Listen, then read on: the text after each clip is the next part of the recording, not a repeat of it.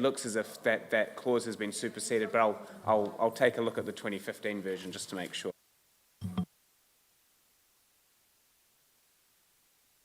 Point is that it's been put in there to get round and to satisfy the orders, and but to be fair, we shouldn't have got anywhere near running unbalanced budgets, you know. And Brendan, can I just ask, so, you know, often Councillor Booth refers to what's in the Local Government Act, you know, around debt caps and interest rate percentages and that. Could we incorporate that into this policy so when we're looking at it, everything is in one place and we're not going on, this is what our policy says, but what is the... Please. Good question. So we are governed by legislation specifically for the Revenue and Financing Act. There's a section 103 of the Local Government Act that says what the content has to be. So we can't necessarily incorporate what you're requesting. However, that's covered, if I'm interpreting your question correctly, in the Treasury Management Policy, which we will segue to in a moment, if that's okay. So we can't consolidate those policies in such a nice way, but we can, if we want, treat them as our LTP financial management suite of policies. The other thing I will add is that there's more than one act when it comes to a lot of our rating and our financial policies. There's the Local Government Act, the LGFA, and the Ratings Act. So when we present the reports to you, we can easily identify which clause in which act, specifically around some of the changes, but in the policy itself, it would be really clunky to actually have that online, but we could do something for councillors to use as a reference guide by it. If that helps. It's just especially when you're newer and you're reading your policy agreed. and you think that's all of the parameters, but when you've got other parameters in acts, it will just be good to have that kind of consolidated. And it's good to know the ones that are the rules made up by council versus the ones that you're obliged to abide by. We can easily do a table to indicate those. Cool. Andrea, would you like to make any further comments about the Revenue and Financing Policy? Okay. Are there any further questions on that, or otherwise I'll skip to one of the next ones? Have you got the clicker? Yeah. Okay. Buried under my paperwork. Okay, if there are no questions, so what I'll do, just because we've been discussing the Treasury Management Policy, is I'll skip the next couple of ones if that's okay, and we'll go back to them. So the Council is required under Section 102 of the Local Government Act to have a liability management policy and an investment policy, and Sections 104 and 105 of the Act spell out what that content must be. So again, to your point, Councillor Pye, it's legislatively prescribed. The purpose of this, and TDC chooses to consolidate those two policies together to be a Treasury Management Policy, and we're permitted to do that, is to provide predictability and certainty around how we manage liabilities and investments. Now, this policy, in regards to the 2021 current version for the last LTP, is considered again to be a solid base. It is considered to be fit for purpose. It's working well, and there are very few changes proposed. I'll get to the main one in a moment. I will also note that this policy has been reviewed by Bancorp, who are provide the industry standard, I suppose, in terms of this. It's their bread and butter, and they were very comfortable with the policy, but did recommend one change, and that was to increase the limit for cash deposits and investments that we hold with New Zealand registered banks, or up to, from a current cap of 10 million to 20 million. Now, if there are any detailed questions on that, I will not pretend to understand that particularly well, and I will throw over to Andrea, so I'll be quiet at that moment if you want to elaborate on that and indicate why that might be an appropriate change. So I guess what we've found over the last year is that some banks have better interest rates than other banks, and so if we're looking to invest money, having $10 million with one bank sort of meant that we couldn't take advantage of their better rates that they had. So it just gives us a bit more flexibility that if Westpac, for example, had a better rate than ANZ or BNZ, then we could actually take advantage of those better rates. And so we're sort of finding there is a difference within banks at certain points in time. They must be pretty good, considering the number you've got in your forecast. In the forecast, it's based on $35 million on an investment basis. I've just checked that. About 5.4%. Well, 35 million, you can get 3.5 million, that means you're getting 10% net return, which is 10%. Plus TDHL. So if I go back to my little calculation, 35 million is 1.89 interest, and then TDHL is 21 million at 5.4% gives us 1.1, gives us roughly 3 million interest income. I thought we'd just made a decision to actually let them do their own finance. We gave them a decision to apply to be able to fund, but that will also come with some risks as to whether or not the council is comfortable letting them do that. So once they decide that that's what they're going to do, then obviously we'll make changes. But at this point in time, they still owe us $21 million. To go their own way, both revenue and our interest cost will go down, but there'll be a net loss.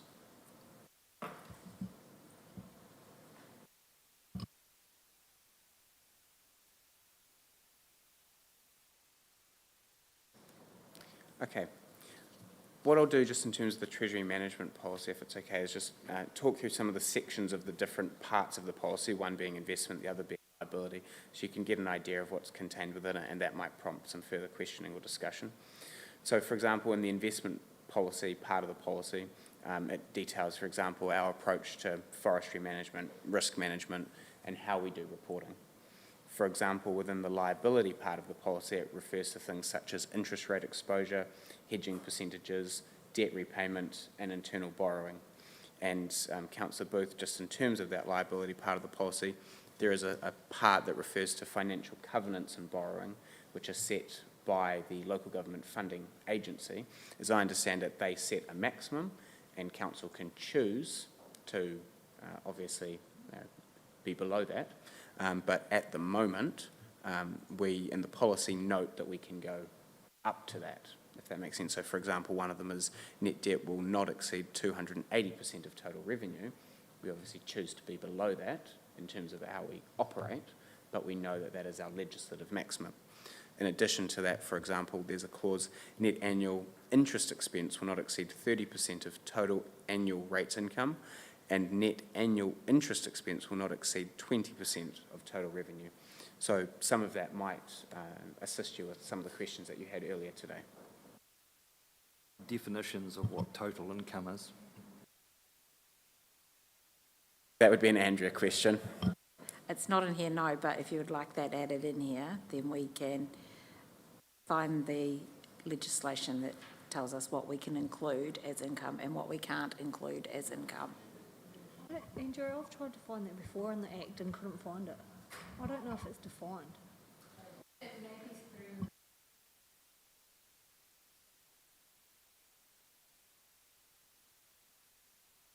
So we've certainly got a definition within the policy for total revenue and annual rates income. Whether you'd like that to be reviewed or not, we can look at. I'm happy to read them out for you if you wish. If you like the sound of my voice.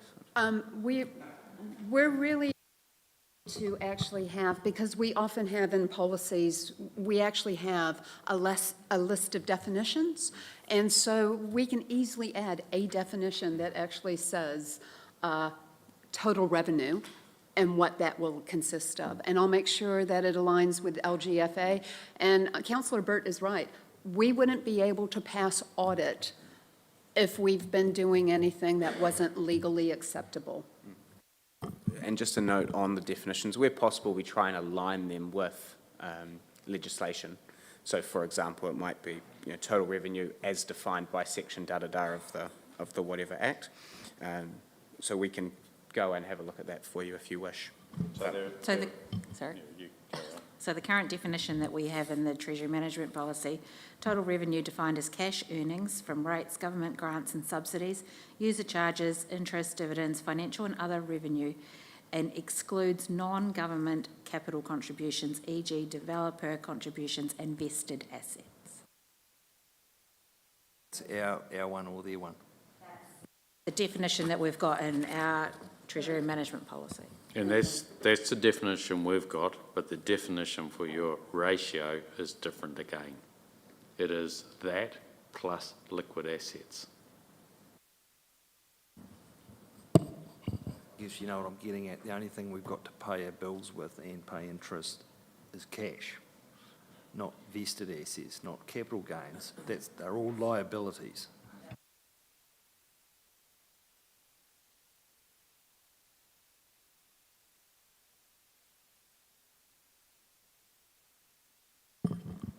Are there any further questions on this policy, or is councillors comfortable for me to move on? Noting that this is mainly a high-level briefing, it's an opportunity for discussion and for you to become familiar with some of the contents so that you can make an informed consideration of what we propose in a couple of weeks' time. Also, again, happy to take on feedback. I can find the clicker under my paper. Significance and engagement. Next one, okay. So the next one I'd like to look at then is the significance and engagement policy, and I have prepared or provided a handout for that. So the purpose of this policy, and we're required by law to have it, is essentially to allow council to consider the questions and come to the position on whose views in the community are considered and when, who makes decisions on particular issues, and what resources do we give as council to working with stakeholders and considering options. It's a very, how should I say it, very important policy, but we as officers acknowledge that there's some work that we can do in terms of internal training to ensure that it's Applied correctly.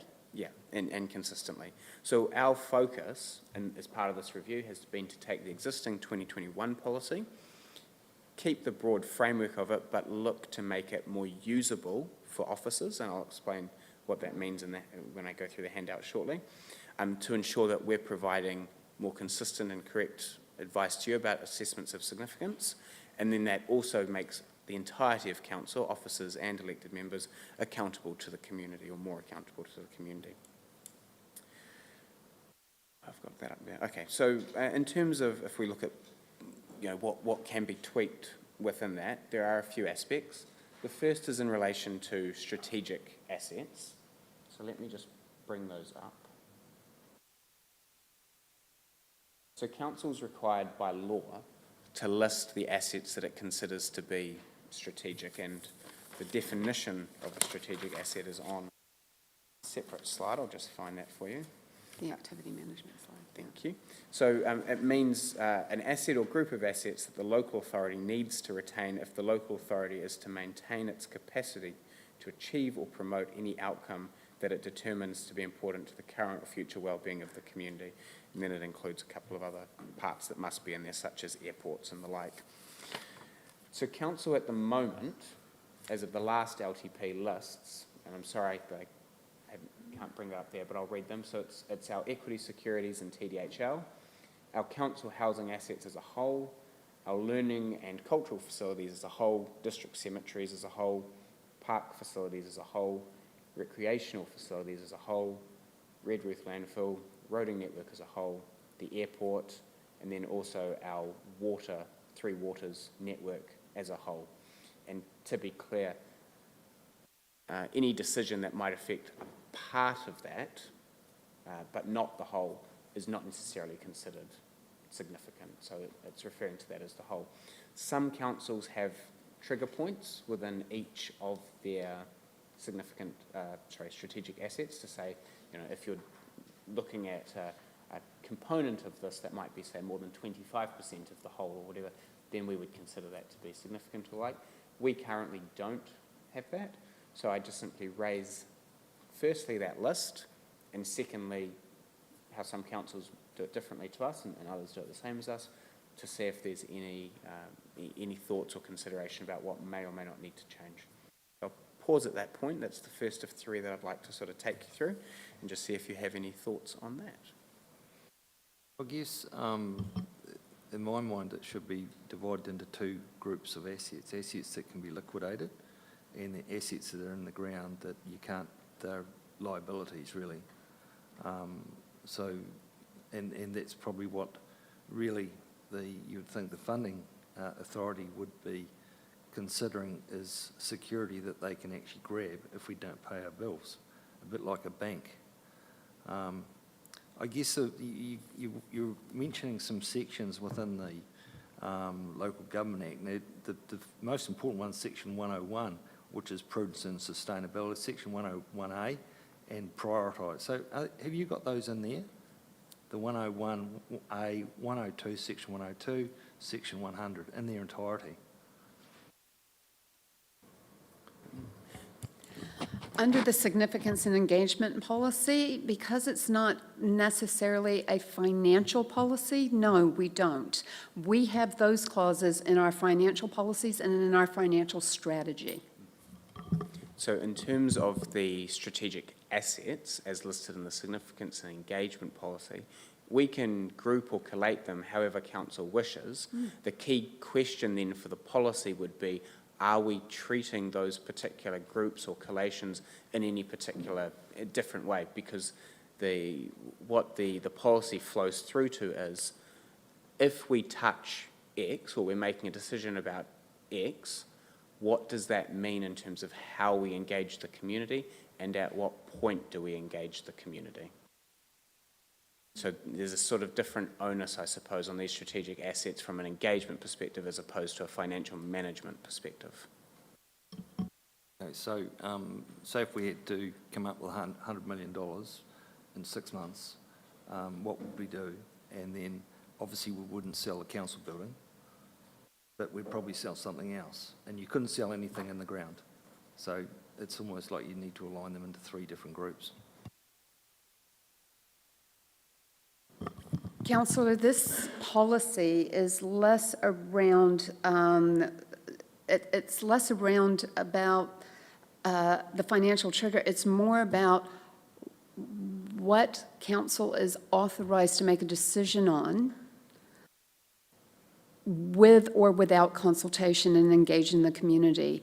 And this list of assets, there's no way council could actually sell off any of the family silver if it's listed significant register without going to the community for a full consultation on that, unless it was under emergency provisions and an order in council through Parliament that you could do so. For example, at the time of the earthquakes, I think a few orders in council allowed for some emergency cash raising type things. But you wouldn't be able to, for instance, sell the airport without significant consultation with your community to get their views on that. Now, keeping in mind, engaging the community is not a referendum or a majority vote. It is that they have the chance to be heard, that they can come and present their views, and you must consider them without any predetermined outcome in your mind. You must consider those views open-mindedly at the time that they are presented before you make your final decision. And it may be that your final decision doesn't go with majority rules, but if you can show a really clear process, you've considered them, and there's a clear rationale as to why you went in a particular direction with your decision, it's absolutely above board. Okay? But in addition to this, it's, what are you asking of us? Is it, we have a list of strategic assets at the moment. Are we being now asked to consider whether they really are strategic or not? So we either remove them of the policy or keep them in there? Because when you listed the definition to me, and I heard the list, I'm going, some of those don't sound strategic to me, but it's how you interpret what that says. Correct, and I think the key consideration before council in terms of this discussion is, broadly, as of the current policy, here is what council has effectively said is our family silver, is ring-fenced, is special, is important to the community or especially important to the community. And therefore, if we make decisions that affect those, we promise the community that we will have a certain high level of engagement on it. Therefore, the question is that list still fit for purpose, still considered especially important to the community, that it's worthy of that promise?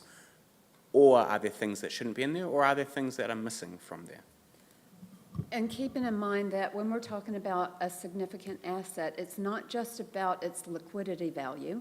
It is about whether or not it allows us to do our core business. In that policy though, because I'm kind of getting what councillor Booth is saying, and, you know, because it says here, it must explicitly provide it in a long-term plan, following community consultation. So does that mean, you know, like, is that in the law, or is that our policy? Because, for example, what if somebody rocked up tomorrow and, or once we got the theatre bill, whatever, and wanted to buy the old museum and we decided that was worth selling? Can we not do that through community consultation? Because this is saying we can only do it through a long-term plan. That's what that says there. So I believe it's identifying your significant assets and putting them in the long-term plan. But if you have the opportunity for a sale, I believe you're able to actually, it doesn't say that. It says any decision to transfer the ownership or control of a strategic asset to or from local authority must be explicitly provided in a long-term plan. You're referring to the legislation, correct? Referring to our policy, our policy. Which clause? Yeah, sorry. this policy. No, strategic assets, yeah. Sorry. Yeah, In paragraph of point 8, strategic assets. yeah. Oh, sorry. So I see where you're going now.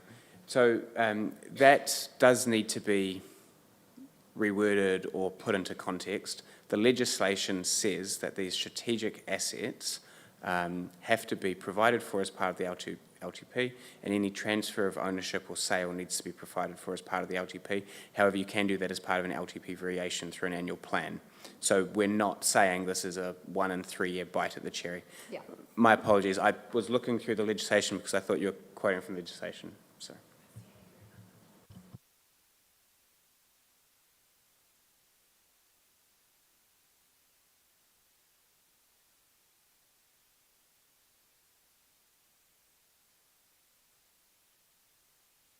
I'm kind of struggling to think what's not on that list. Can you give us any examples?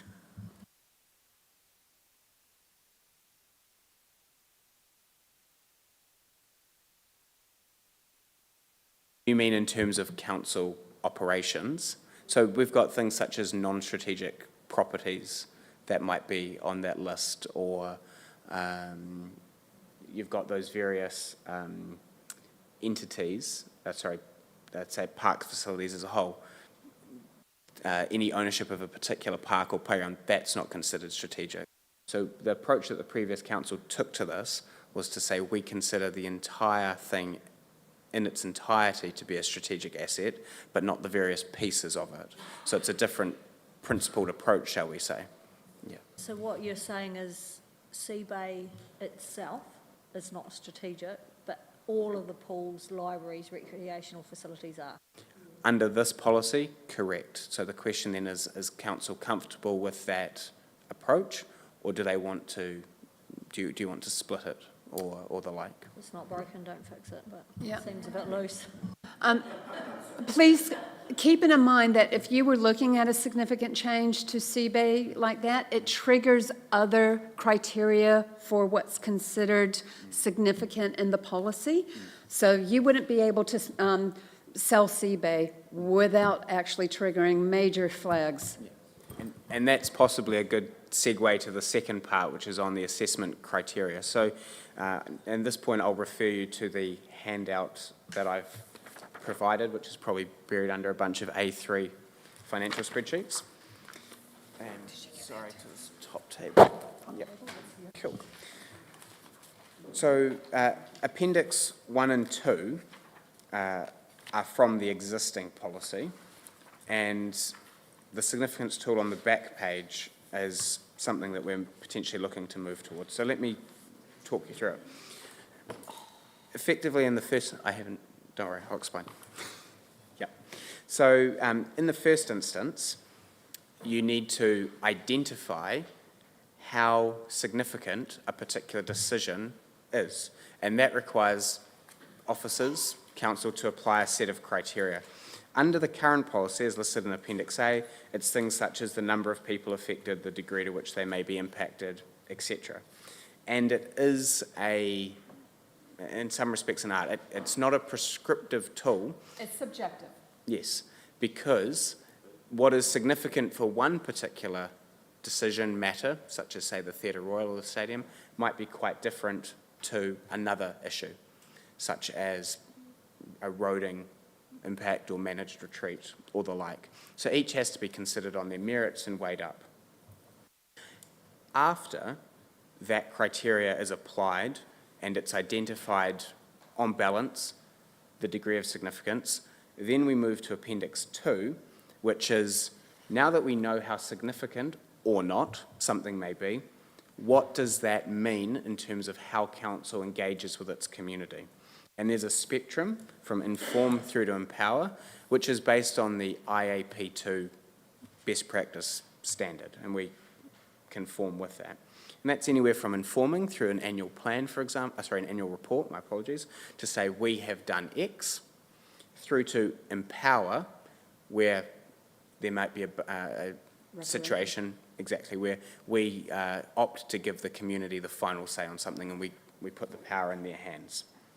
The two aspects here that I want council to consider and some potential feedback on is, firstly, through the significance criteria, as listed in Appendix 1, number of people affected, etc., are you comfortable that officers are assessing the right sorts of things to inform you about how significant something may or may not be? Or are there things missing? For example, some councils choose to add impact on the environment or something like that in there. Currently, we don't have that in there. So that's the first thing on the table. The second thing that I would appreciate some feedback on is on the very last page, Appendix 1, a significance tool. This is something that some councils use instead of what we have in our current Appendix 1, which is those broad ranges. And that provides worked examples to officers, not to be prescriptive, but to say, here are some of the things that you should be looking for to help determine significance, and that provides a level of consistency. Hat tip to our friends at Ashburton District Council, who provided this example that we're using here today, and which, if there's a desire to be a bit more educational, I suppose, that we could work into the policy. So I'll just pause at that point. I've talked for a little while. I think Vince has something she wants to say. Yeah, I need to also highlight that when we're actually determining significance, risk comes into this, because we must consider risk. It may not be a financially significant thing, but if there's high political risk, reputational risk, we would still, under this policy, be required to bring it to council for you to consider the community's views. Okay, so it's about managing risk. It goes hand in hand with our SEP. Absolutely. It's about making sure we've considered the right things so that we can provide you with an accurate assessment, or our assessment of how significant it is, and therefore how you could move through that decision. Can you make the decision? Do you need to consult, etc.? We also need to distinguish that there's a difference between having the level of significance, which can be on a scale, and something that we call like the tipping point, that something is significant in its own right. And an example would be if something was affecting, based on the scale that's on the significance tool that we borrowed from ADC, if there was something that affected less than 500 people, which is one of the criteria that they actually use, but it impacted on a particular community, but it could be quite a significant impact on that community, the level of people wouldn't matter. We would still bring it to you that you must consult with them. An example would be some of your hut holders or what have you, if we were going to change. So going back to the question that I posed before, firstly, as councillors, are you comfortable that in Appendix 1, the list of criteria that we currently use for making assessments, that is correct, that reflects the sorts of things that are significant to you and that you think are significant to your community, or do you believe that some changes are necessary there? And we're not asking you to come up with definitive answers today. These are questions, we're laying the seeds, give us an indication.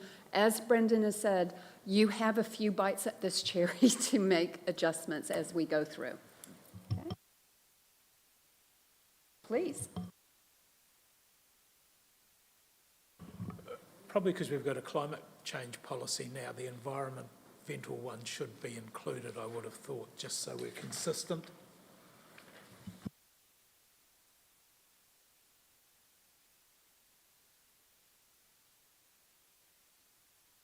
Can I guess what you're going to say?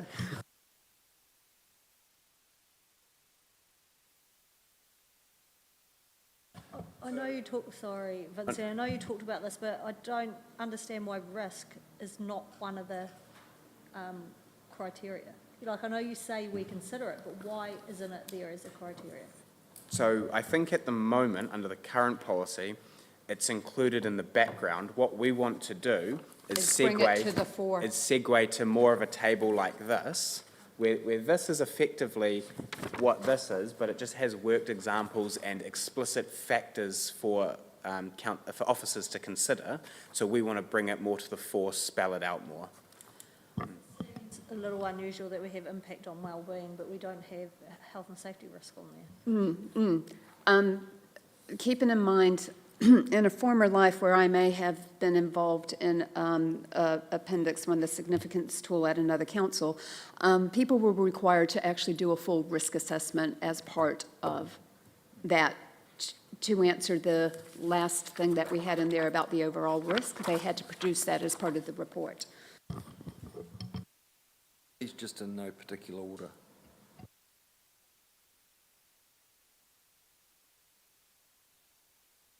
All criteria are weighted equally. However, as Vincey said before, and as I've said, it's more of an art, not a science. It can't be prescriptive because there could be something in a particular matter, say managed retreat for the huts, that is high for a couple of these, low for all the others, but we say, look, on balance, the impact of it is so significant that we think it is overall high. So each has to be considered on its merits. And when we go to, I don't want to preempt, but when we go to the third part, which is the proposed internal processes, we can speak a bit more about how we come up with these recommendations and how you as elected members get to check that, challenge it, change it. What I'm hearing, if that's okay, is firstly a desire for environment to be factored in. Secondly, for that risk, including health and safety risk, to be brought to the forefront. And then under the financial and rating impact, for there to be clearer reference to fiscal prudence. Am I hearing all of that correctly? Okay. And then finally, just a degree of comfort that we'd move towards a slightly more laid out tool to guide officers. Okay, yeah. Perfect. Cool. Cool. And we bring that to you so you approve those various criteria and different levels. Yeah. But we will use very specific Timaru examples to help guide officers. Absolutely. The third part then, and I'm conscious of time and that you haven't had a break for nearly 2.5 hours, so just move through this as quickly as you wish, is proposed internal processes. And as I mentioned before, this is around some of the checks and balances. So at the moment, officers, when they're preparing, for example, a report for council or a subcommittee, are prompted as part of their report writing to make reference to the significance and engagement policy, to utilise this criteria and to determine a level of significance that goes into their report. A lot of councils do that process, and it gets checked by SLT and the like as well, of course, as part of the authorisation process. Some councils have a separate internal or beefed up internal process whereby if a report triggers a number of flags which may be quite different to what the assessment criteria are for significance, then it goes through a separate process internally where, for example, in the strategy, the policy team or the governance team would provide a separate, maybe more detailed assessment review of it. significance. And that might include, if, we did a brainstorm of what that might include, but it might include if triggers or flags were reached, such as an unbudgeted expense of X percentage, or a high degree of political reputational risk, whether or not a report or a potential decision might have an impact on the delivery of another existing approved activity, and things like that.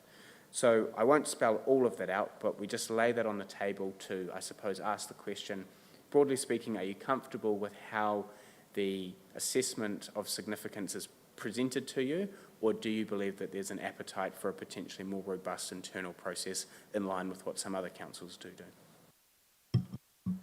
I guess in general in presentation, of the papers that come to us, a lot don't have the financial impact. So we actually need that these days. If we're suggesting A, B or C, it should have the financial impact on council or ratepayers.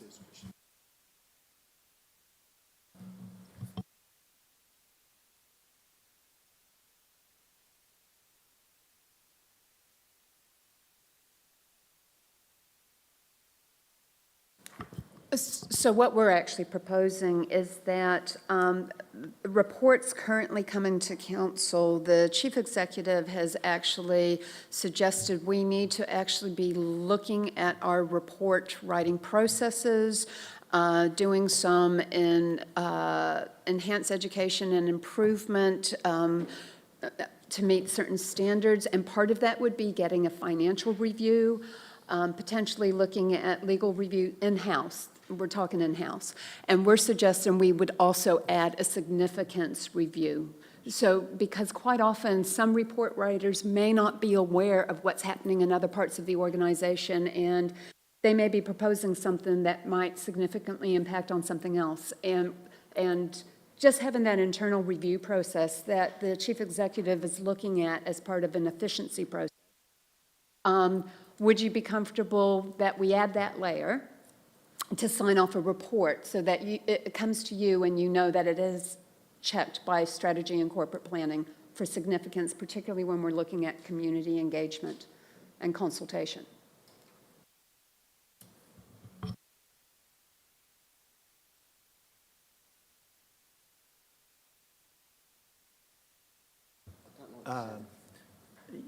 Yes, but no. Does everything need to? Is it at a threshold whereby? I'm just conscious that you don't want to load every paper through. Only the ones that, this is talking about internal processes, this is only the ones that we feel like may be a significant red flag. It wouldn't be for small projects, BAU things. These are for, yeah. No, that's fine. And then technically, I mean, it's still a recommendation and it's a decision of council where the significance lies anyway, so, yeah. Correct. So if there's a sense that there's a desire to incorporate that today, then we would draft that up for the proposed policy.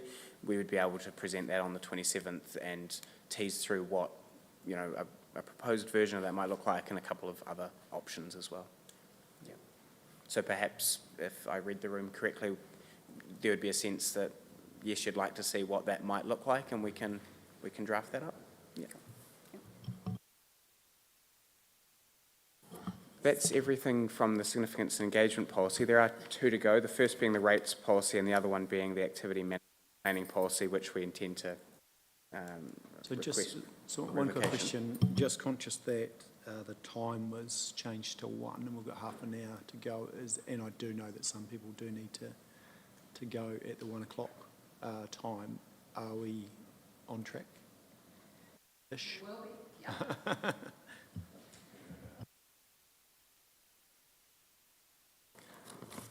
I'll motor through this. So the rates policy. So council's required to have a policy in terms of its approach to Māori freehold land, and we are allowed to have the option to have a policy around rates, remissions or postponement. We choose currently under the last LTP to do all three, and what we're proposing to do in this policy, and apologies, there's not much on the actual screen there, what we propose to do in this policy is to consolidate the three, so that if you're looking at something as relates to our rating, it's all in one place. A single source of truth. Now, there are a few levers, dials that you can pull and tweak, and mainly that relates to the sorts of criteria that you might apply for remissions, refunds, postponement of rates and things like that. But a lot of this is legislatively prescribed. What we've done as part of the review is propose a couple of changes, mainly to reflect legislative changes, for example, updates to education rates, looking to establish a council position on under what criteria we might look at a property rate refund, penalties on deceased estates, and also a position on at what point debts might be considered to be non-recoverable.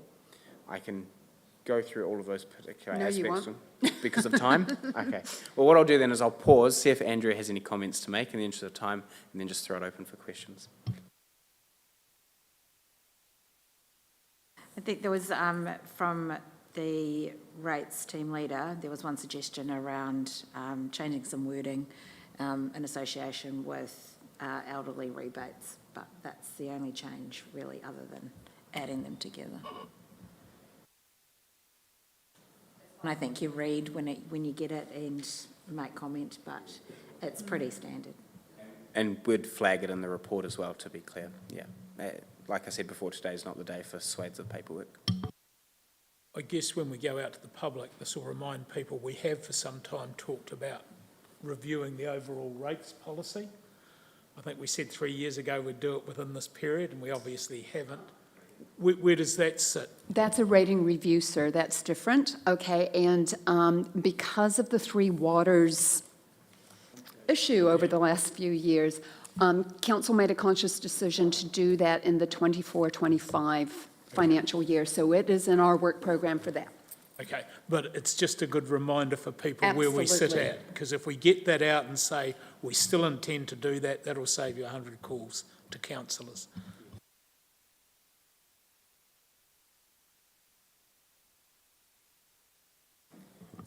I appreciate that that was very quick, but are there any other questions on the rates policy, bearing in mind it's about rates remissions, rate postponement, and Māori freehold land? Yep, no, that's fine, and perfectly understandable. And it's easier to review one policy than three. What I'll do at this point then is I will take my leave and invite Steph up to speak to the proposed revocation of the, oh, you've got the clicker, here I was looking for it, of the activity management planning policy. Thank you for your time, and look forward to continuing the discussion on the 27th. Okay. Councillors, Steph Ford has joined the long-term planning team as the LTP project officer, and so she'll be with us until we get this LTP adopted.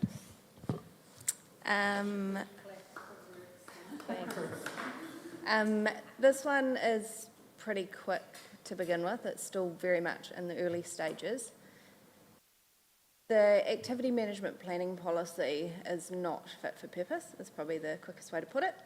In the Act, strategic assets, as Brendan talked about before with the other policy that he's working on, it references the IIMM, which actually should be worked in with asset management policies, not activity management policies. We don't have a structured framework or policy for asset management organisation-wide. Roading and Water have been very thorough with their asset management practices for a very long time. So yeah, this is basically just to get a feel for whether you think this could be a useful policy organisation-wide. It would also be good to reference revaluation cycles in said policy, which would then obviously in turn help with financial prudency. I do want to highlight, at the time that the activity management planning policy was first developed, which was in the early 2000s, it really was focused around activity management plans at that time really were just about your core infrastructure.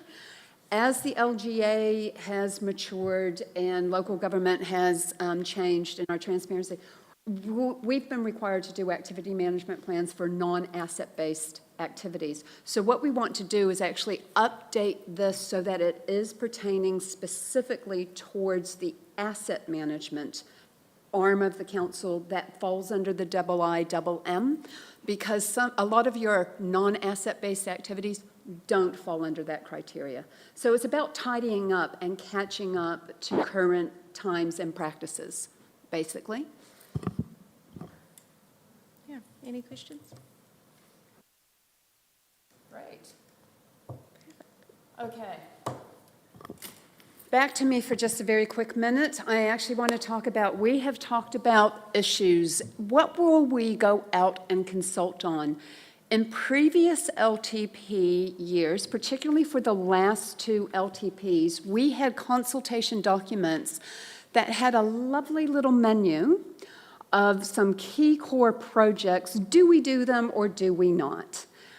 That's not our issue. You've made your decisions based on those consultations and one subsequently that have been had on what your work program is. Our issue is how we deliver it and when we deliver it. And so we are talking about, with this large capital program, we're talking about the timing. When should we do the work that actually needs to get done? And originally, because when we originally touted this idea, that was actually before we had done the recent smoothing and we got the revised model last night. So what we're actually looking at is, with our option that we've presented now, that is with quite a high rate hike in the first 3 years. So, but we have actually shown we can financially manage that. We still will need to have this strong conversation with audit that we will be able to deliver, relying on the contractors available, particularly for the big projects that will be coming from out of town. And if we can actually prove that and audit sign that off, great, issue solved. But it's also talking to the community that they're comfortable with that, because our real issue is about when we do these things that we've actually agreed to. So do we actually stage those projects out over greater years? We've got them loaded in the first 2 or 3 years. Do we look at a 4 or 5 year build cycle? Or do we defer some? Like we presented you the scenario, if we deferred the theater until after year 10, would that be an option that the community would sit comfortably with? So we don't want to reopen this to relitigate the issue of whether or not we do the projects. It's really about the timing of the projects. And it's about the costs and competing priorities with Three Waters, of course, because of what we actually have to do with the enhanced regulation. So we're not offering them a shopping list. We're giving them a program of works to actually approve with the different rating impacts and debt cap levels, et cetera, for them to actually choose from, rather than single project type approach. It's a different approach for your consultation document. Yeah, what we need to get away from, I think, is the community thinking that whether it would be a replacement of a pump, a theatre or a stadium, that by not doing any of those projects, that rates are then going to be within a 5% threshold, because we all know that you take all those projects out and then rates will still be X because they need to be to allow for depreciation and balanced budget and all those basics. So the influence of the capital program in taking debt on rates is a hard conversation to have with a member of the public, and I think that's the opportunity on how we say that. So actually by doing nothing doesn't, in the short term, save a lot, longer term potentially, but yeah, it's an interesting challenge. It really comes down to your borrowing headroom and debt cap limits and the repayment. It's your financial prudence type of conversation. I do kind of have some concerns about that approach, though. You know, because been slammed in the past when we've gone out from consultation and not allowed the community to, you know, we've kind of railroaded them almost into this option or this option. And it probably will come down to what the form looks like and there needs to be plenty of scope for a community to give feedback on other options, is what I'm getting to, because, well, I mean, just look at what's gone on in the media and in the public domain recently, and you're going, not doing the theatre is not going to be an option. That's just going to be a red rag to a bull.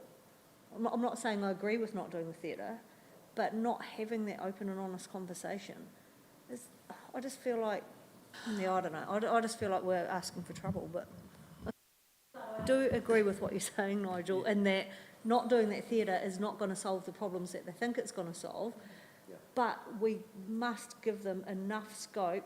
It can't just be tick a box for this option or this option. We've got to give plenty of scope for honest feedback. Every long-term plan consultation document, you must present options under legislation, what can be done. The community is always free to come up with other alternatives and solutions as part of the process. No, because at the council at that time, it was about the scale and the scope, not whether you do it or not, because that decision had already been made and they were forced to reconsult because the scale and the level of service had changed. But what I'm hearing is you're saying the decision to do the Theatre Royal has already been made. Yes? And in this long-term plan, it's just the timing of it. I don't think that our community think that.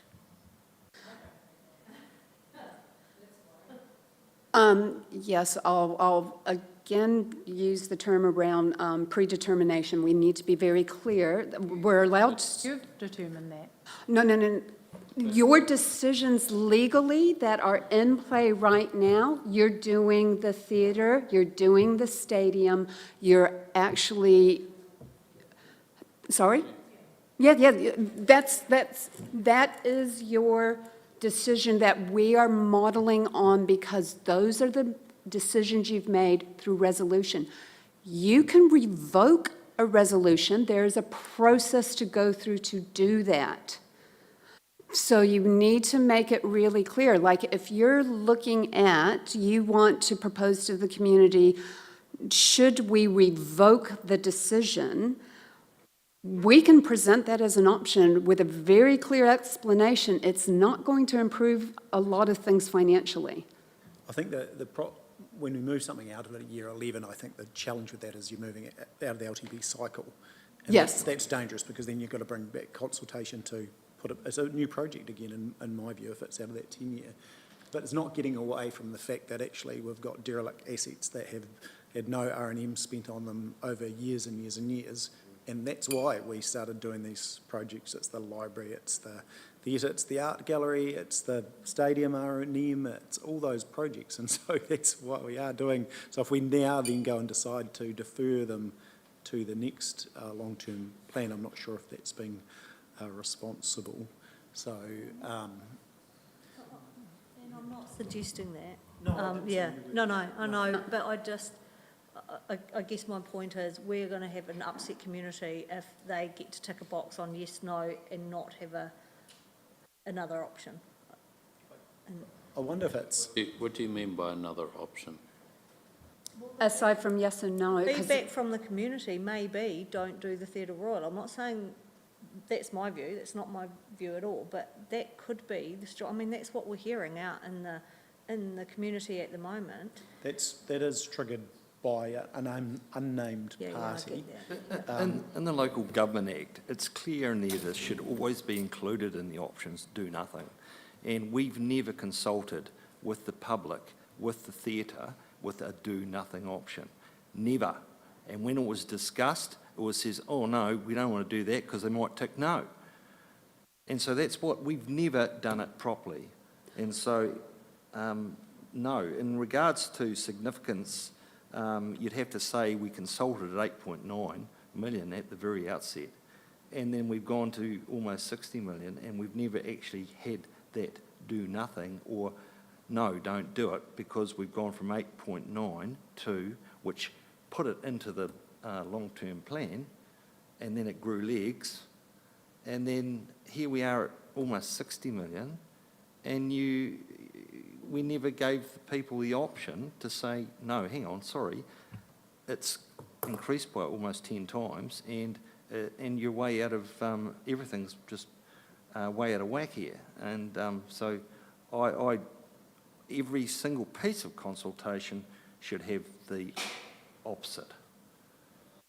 So can I just get clarification?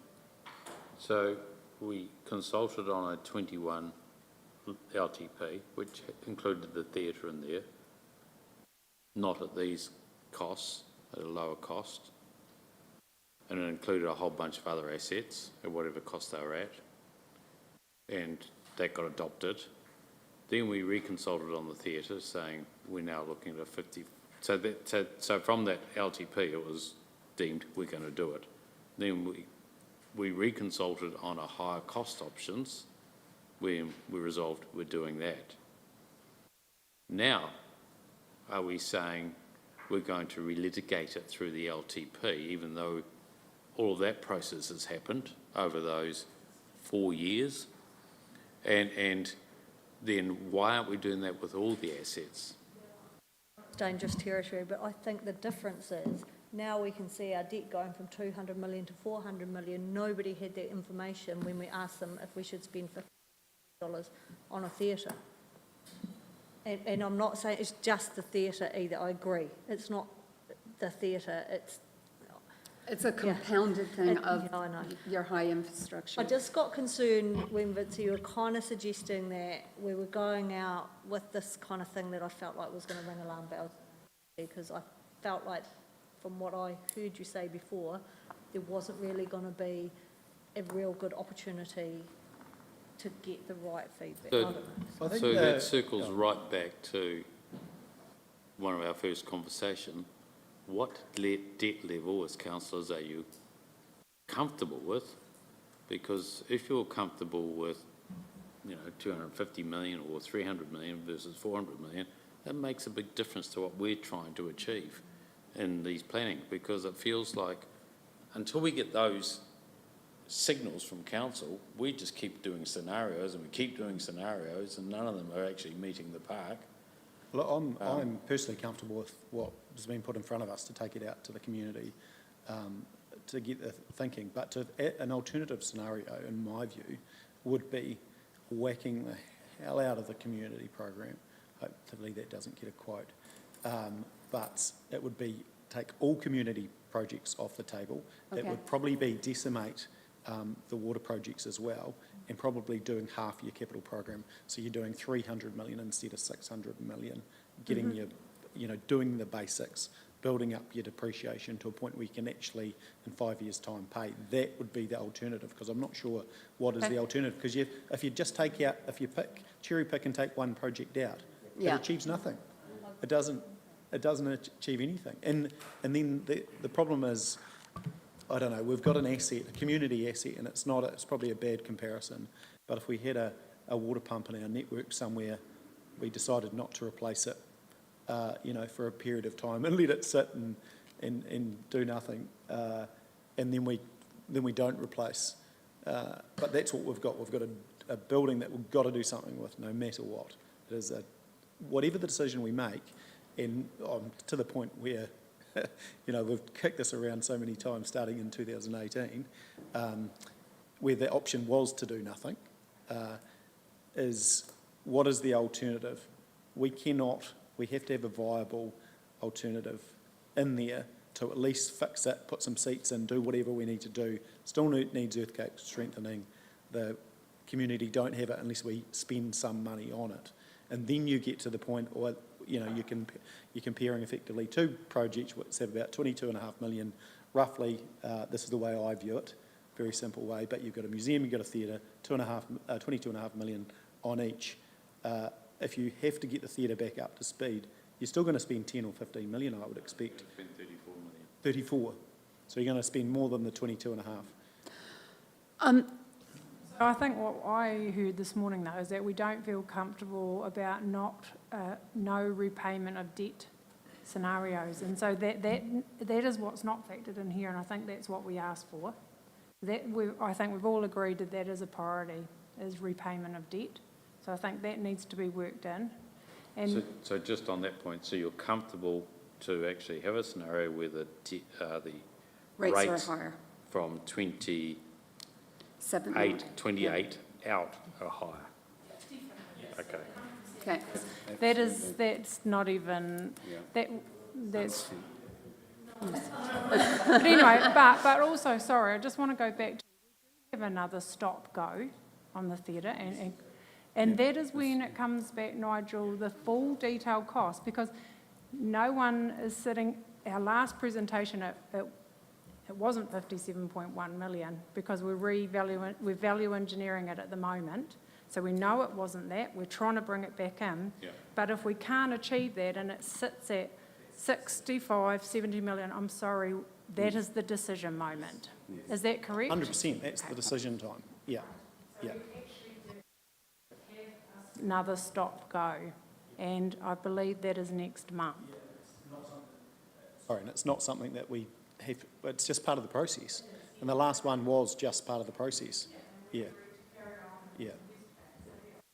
Back to the consultation. What I'm hearing is this draft budget, all projects in, if we tweak that up with increasing some of the depreciation rates on the out, increasing the rates on the out, debt repayments have to go in, and ensuring that we've got some sort of contingency for earthquake prone. And potentially May or may- inflation changes. But also And like to inflation see your changes, possibly. Your income sort of sold. Yeah. So More if we pessimistic. review that, I suppose going to the community with that is, community, here's your worst case scenario in terms of doing everything we want to do. Now tell us Yep. where we've got it wrong. And if we have to have a preferred, like I think we're meant to have a Yes, you preferred, do. Yeah, whether we, all 100% agree on that or not, then what is the alternative? And is that just, Well, the alternative is is pulling really, 200 million out of your capital program? well, Is the that- alternative is taking out all your community stuff and going to real basics.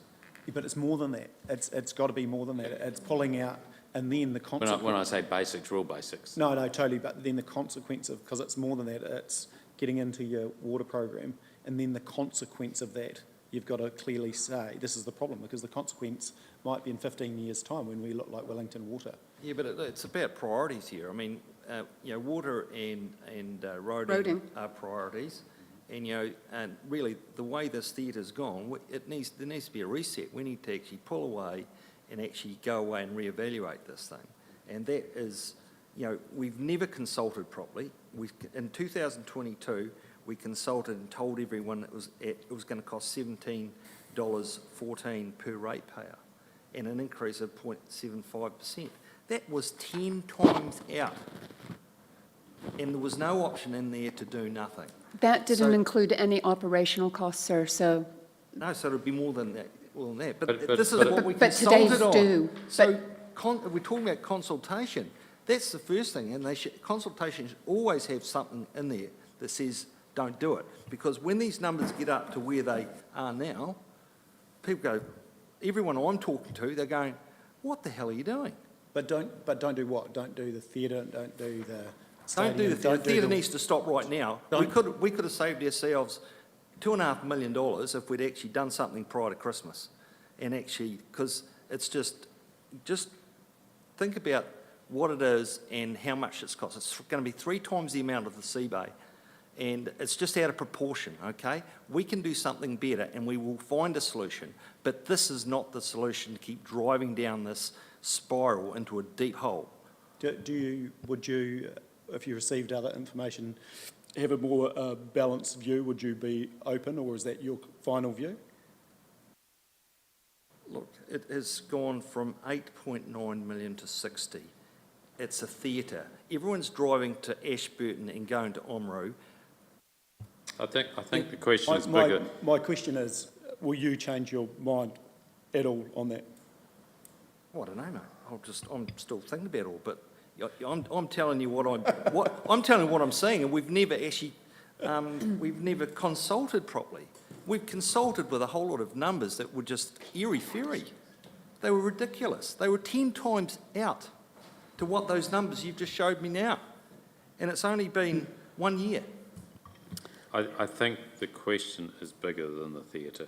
Yeah, So effectively, when you're looking in the out years, once the theatre's completed, you're still up in the $65 million capex, okay?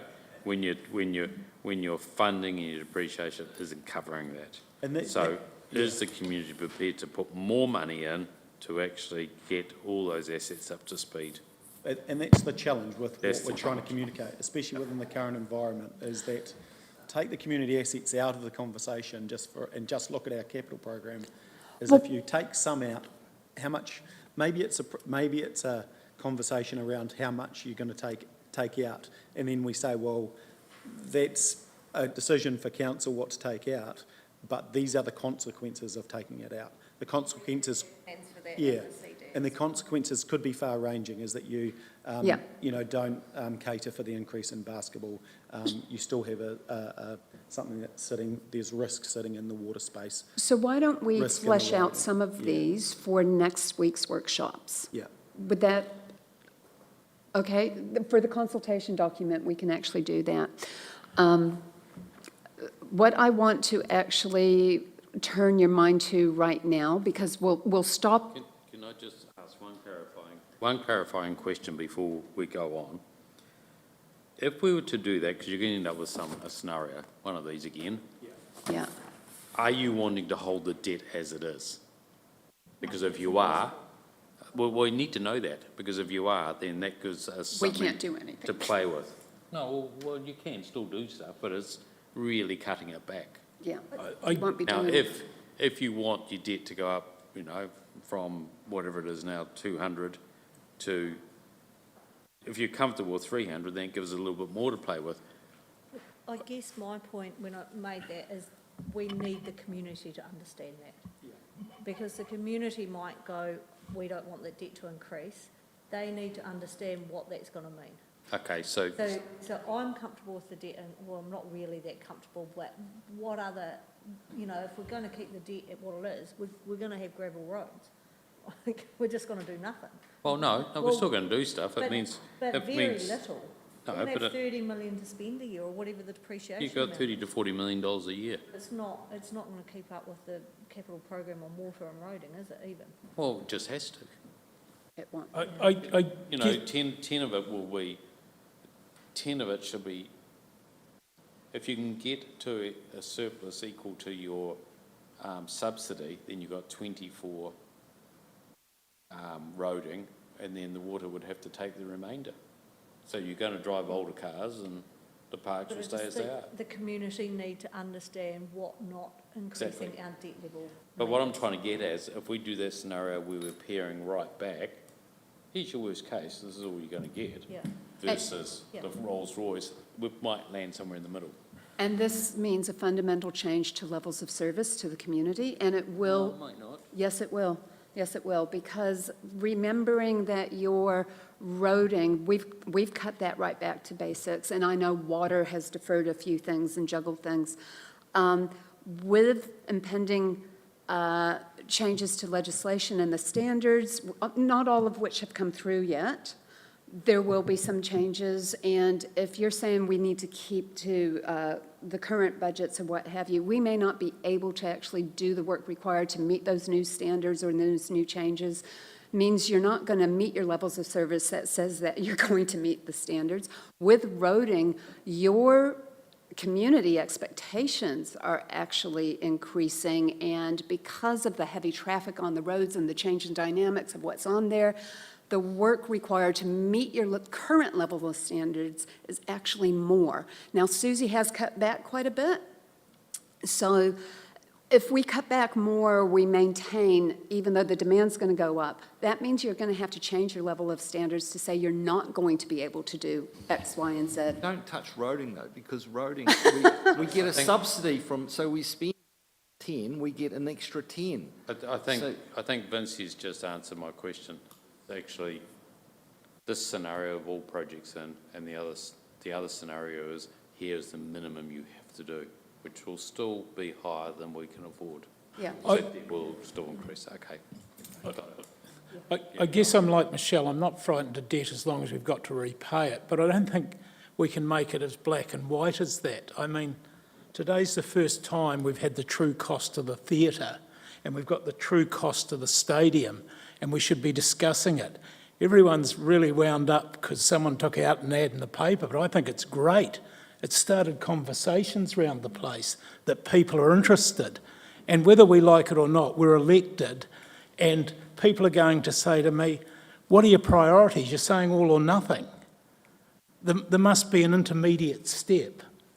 So can I propose we pause the conversation there, because I just want to get through this one thing, because this might be a game changer for how we go forth when we talk about legislation that was read in Parliament yesterday and some options for council, because this conversation has been fantastic for us to get feedback and get the different views, but we still don't have a unified view from a council yet that we could confidently go to audit and say, ta-da, this is what we're going to do.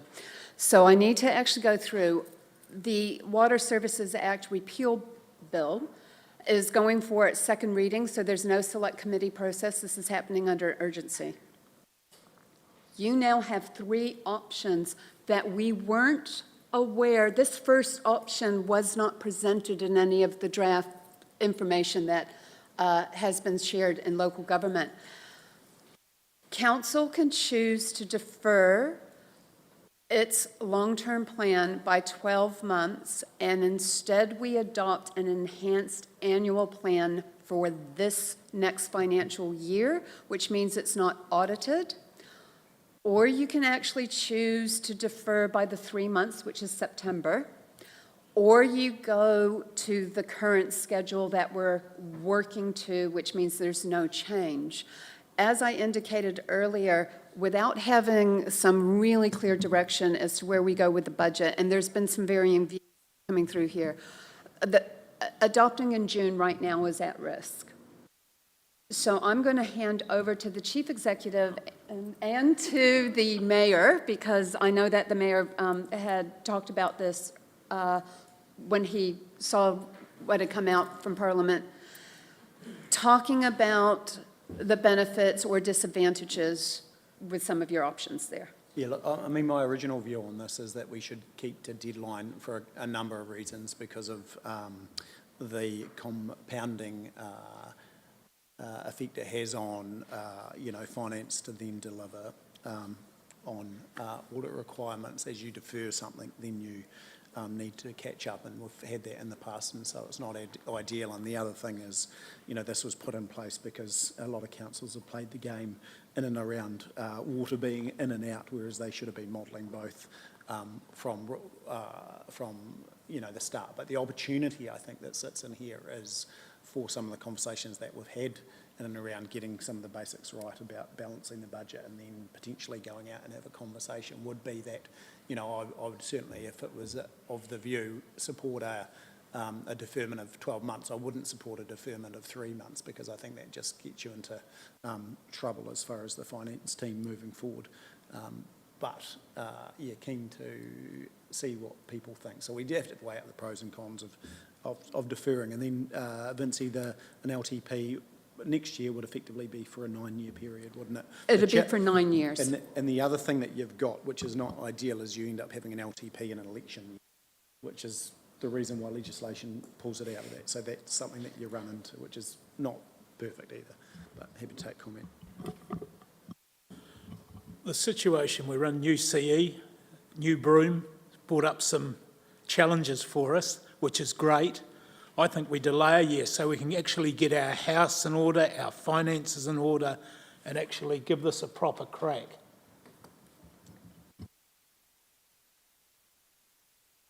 Are we running behind? I didn't think we were. I thought we were on track to deliver this, and so I'm a little confused now. What the heck? We wanted to push it out all of this. I mean, a good example is today. I've taken the entire day off, and I've missed that we're finishing at 1. And so I'm ready to keep us on track. I'm making sure I'm here and acting for my community, and now you're telling me we're going to push it out 12 months, let's have that conversation. I'm like, what the heck? It would be, do we want it to come through as an option, which would be the 27th effectively, so the work would still have to be done.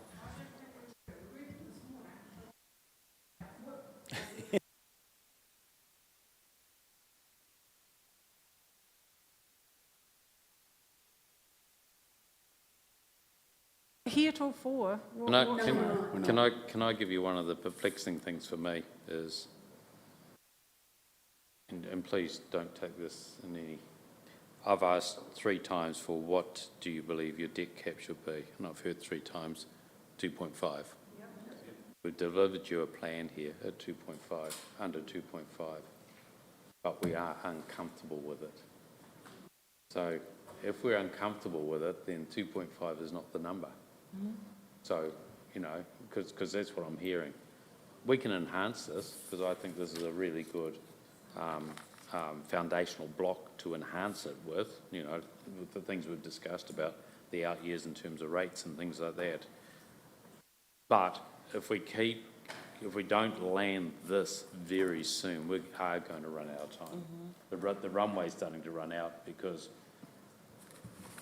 while we continue to debate this, all the other work that is needed to be done to get that big document sorted is going to slip, because it's a huge document. Because remember, we've got to take this now and backfeed it into the finance systems to produce all those schedules that go into all those documents. That's what concerns me. So effectively, if we don't defer, oh look, I'm comfortable either way. Part of me thinks, like you, Stacey, get it out of the road, you know, get it done. But part of me is thinking, is it robust enough? Is it really robust enough? Thank you. I have no appetite to push this out for 12 months. I believe that we're on target, and I don't see how things have changed. I have a level of comfort with this draft budget. I have a level of comfort with adding additional rate rises from 2028 up and adding in the repay debt line. I think this is a really good presentation. And, you know, I have a level of comfort with the experts, which, as I should. So, yeah, that's where I stand. I guess I'm not comfortable with going to 2.5. I'd like to stay at 2.1. I've never seen any numbers around. We haven't changed that finance policy yet. So we're still at 2.1. Long-term. We've taken direction from council for what to put in our financial strategy, and we've based it on 2.5. We've based the modelling on 2.5 based on your feedback, which wasn't unanimous, but it was by majority. And the final decision will come on the 27th. If we cannot make a decision on the 27th, you're behind. Now, that's 2 weeks. And at that point, we can still make it a deferment decision. Yep. Yes, so let's maybe keep it, want to hear from you guys, but let's look at it as an option. Let's march on like we need to hit these deadlines and have it as a discussion point at that. So if we push it out, Pete and Scotty. if we push it out 12 months, how does it affect our ability to strike the rates we want? I presume it has nothing, it's annual. Yeah, You still can, yeah. Annualised, yep. The only thing it really, Just can't forecast it. from a process of your forward planning, it's just like another annual plan with just one or two little enhancements that we have to do, which isn't audited. So we still go out for consultation, we still present the scenario around the theater, if you wish, and the stadium, et cetera, because they're scheduled for year one. So we would still actually have some of those big things in there. Marvellous.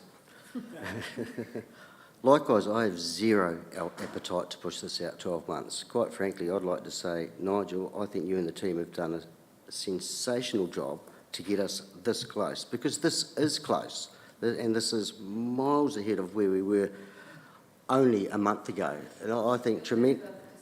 Yeah, I think it's tremendous, and we have to actually show some courage as councillors. We're here to make some tough decisions, and I think we've got the talent to do that, and we can't just be talked over by those that are against one particular thing.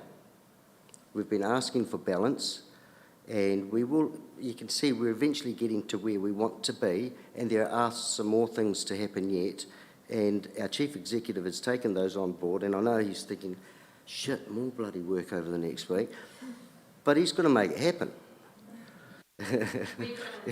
Yes. So absolutely, I say great work, and great work to the team with the questions and the commentary that's coming through today. Let's rock and roll. Thank you for using the term balance, because our engagement idea is to go out to the community with the idea, this LTP, it's about balance. We're looking at the balanced budget. We're looking at the balanced well-beings. We're looking at a balanced infrastructure program. So it's a key thing that we will explore next week in more depth and how we're going to build on that theme. I agree 100%, and I think there's enough balance in the room despite the agendas and rhetoric that get completely tuned here, and that gives me comfort that there is no reason why that shouldn't happen, because that's people's own opinion. But I don't have any appetite for pushing it out a year. We just do need to start making some decisions. If we get another advertorial in the paper that is totally just one-sided, it's just going to make it even more difficult, because the rhetoric out there now is that the placebo the panacea for everything is just to chop the theatre and the cultural centre, and everything's sweet with our debt and everything. And that's exactly how superficial it is on the street at the moment with every conversation I've had, and it's just been multiplied. And I know, Stu, you're always out there talking because you're in the face of lots of people in the community, and you'd be just hammered. I've never seen the level of feedback from the community on this one, based on a very flawed and agenda-driven piece of work in a paper. Maybe we should buy our own advertorial very quickly and stick one in. What part of it wasn't factual? Part of that article wasn't actually factual, and look at our debt has gone from. Councillor, you've been here. You were here when it was actually zero, and it actually had a 1.2 multiplier, and every second year or so it's had to increase because of the overspending and the unbalanced budgets. And here we are now, close to our step ceiling. And if any of these numbers are actually if they vary and they don't meet the expectations, that will easily go through. And I don't envy us if that is the situation. Bill, can you not quote PX stuff and don't quote yourself? I have no appetite for deferring this either. We need to have this conversation with our community now. They can't see a one-year plan, they need to see a 10-year plan. Yep. And Nigel, apologies if I've given you mixed messages. I'm happy with what you've got here. Probably my comment was fundamentally the whole system's broken. And we're not going to fix that in this room. And given the constraints we're under, I think this is the best we can do under the circumstances. I mean, I'm not exactly happy that debt's going from 200 million to 416, but I'm comfortable it's within the debt cap. Councillors, I just want to remind you, this was not of your making. Can I just point out one thing? The debt in those two scenarios, 416, the one where we defer the theatre to year 11, 394. So the difference is 20 million. Yes, 20 million is a lot of money in anyone's books, but it's 20 million against a $57 million project. So actually, it's not too bad. I think I agree with Stacey and the co. It's our job now to look at how do we repay debt, and the big conversation needs to be had with the community on what rate appetite do you have going out to repay that debt. To repay the debt, that's really the That's the big issue. question. Yeah. Repay the debt and how do you build the depreciation? And Yeah, build the that's- depreciation up Yeah. so you're getting enough money generated from depreciation to keep your assets up to speed, but also retire debt. And how we simplify that. Yeah, it's a very, I'm happy to talk to it, but someone give me Yeah. the words. Yeah. definitely. So Thank you. councillors will end on that note, and we will reconvene on Monday. And hopefully we've fleshed out some more scenarios for you, particularly around the engagement strategy. Run a new model with higher rates post 2028 ongoing. We will go through the conversation around the engagement, and we will be relooking at some FIS statements. And we really do have to nail what our options are going to be, so we'll focus on those on Monday, okay, after we present the revised budget. So I'll conclude with the karakia. So Vincy though, if there's any pre-reading, I would appreciate that, because you expect us to make quite major decisions when we just get it literally when we sit down, and I think that's quite unfair. So if there's any pre-reading, even if it's Sunday morning, or whatever, I don't expect you to be working the weekends, but please, I encourage you to get it out, because I personally like to be well prepared. So then I don't sit there and write 8,000 questions more because I'm working on the fly. Councillor, I absolutely agree with you. Please note that I get the information like last night at 9:30 to put that particular budget model in. Maybe this message is to the people you are asking to get the stuff. Help Vincy to make it, allow us. It's the team, all the team. But I'm talking to Even everyone. Vincy, an idea of the topics would have been helpful, because I would have gone and read those policies before the meeting. They had I-9, that was a topic, but that's just me being a geek. It's a very fair comment. We've had to be very agile.